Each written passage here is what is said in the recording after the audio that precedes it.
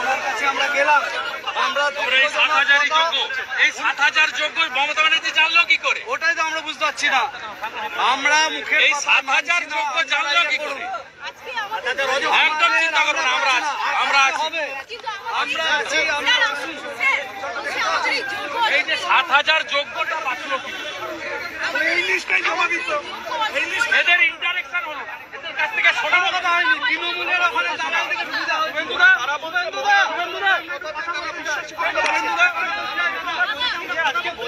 অনেকে আপনার কাছে এই তো সবাই দেখুন না, আমি বলছি এই ৭,০০০ কি করে যোগ্য বলছি, এই যে ৭,০০০ যোগ্য কি করে বলছেন, এদের ইন্টারেকশন হলো না। আপনি প্রথম দিন বললেন ২৬,০০০-এ শুনবো, টেন্টেড কারা তো অভিজিৎ গাঙ্গুলি বলে গেছে, সেটা উনি পারেন, ওনার ক্ষমতা আছে, কিন্তু এই টিচারটি সিভিক টিচার হবে না। এর পড়াশোনা আছে, এ অনার্স আছে, এ বিএড আছে, এ এমএ পাস। দাদা আমরা প্রকৃত যোগ্য না, এরা ভলেন্টারি সার্ভিসও দেবে না, এরা সিভিক টিচারও হবে না।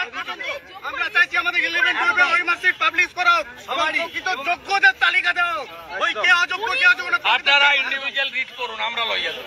আমরা আপনাদের যাকে চাইবেন লয়ার দেব, টাকা লাগবে না।